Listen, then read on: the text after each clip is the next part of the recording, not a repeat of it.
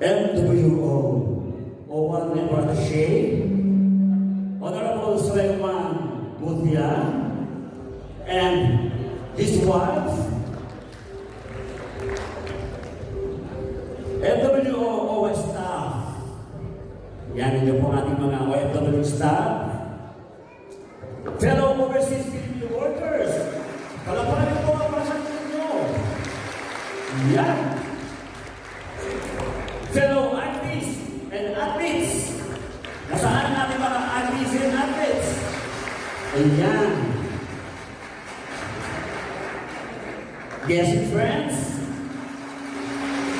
pakitanggal na lang po yung spotlight. Thank you very much. Ladies and gentlemen, good evening. At parang wala akong narinig. Good evening. Alright. A dream without action remains a dream. It all started as a vision. Yes, I envision to have an award-winning body that will recognize the effort of my fellow artists and fellow athletes. Why fellow? Later you will know. You will know.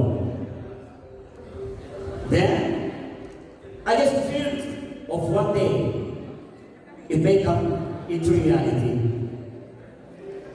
And here we are now. Not just on the introductory point, but on our second season already. Palapakan mo natin. Second season na tayo.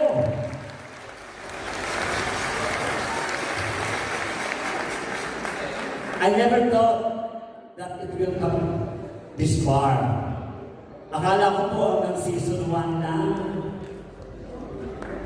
The first season was the realization of this dream. But never thought that we will reach this second season. It's really overwhelming. My heart is full of gratitude. First, to the Lord, our Almighty God. Because of Him, we are here.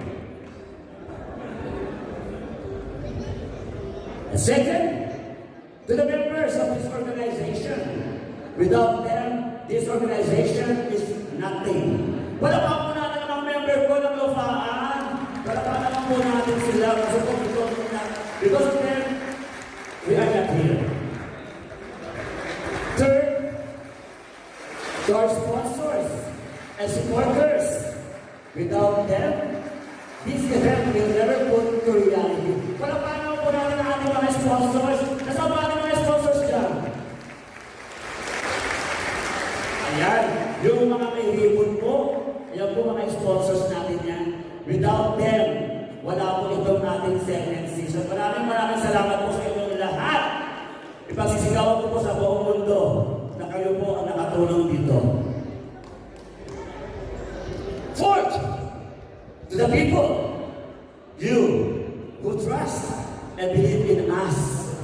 Palapakan mo yung mga sarili, especially yung mga nagtiwala sa Lufaan. I believe you will not get me and the Lufaan to handle the chairmanship of Kalayaan Parade Committee for 2 consecutive years and to handle some events of other organizations if you don't trust us. Do you? Do you trust us?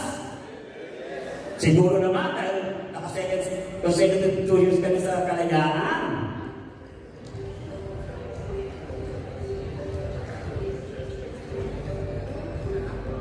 Majority of you didn't know who am I to establish an organization that caters both artists and athletes at the same time. Daw po baka sabihin niyo po, sino ba si Benji Autensio? Bakit nakakarapatan niya? Bakit siya nag-organize nito para sa artists at para sa athletes? Who am I? Back in the Philippines, I was already an advocate of arts. I used to be a performing artist, a chorister for 15 years, from church to university to professional choral groups. and a professional theater artist for 5 years. 5 years na naman, but masyadong ma-colorful ang buhay ko as a theater artist. How about for being an athlete? I was a member of Philippine National Bank Mountaineering Club from 1998 until I left Philippines to work in Saudi in 2008. Alam niyo po ba na ang Mountaineering Club ay sport? Siguro alam niyo yan na ang mountaineering ay sport. I already competed in Action Asia Triathlon competition as a mountaineer. So, kita na lang po ganito katawan ko, pero nakapag-compete na po ako sa triathlon sa Pilipinas. So, mahirap po ba? Pero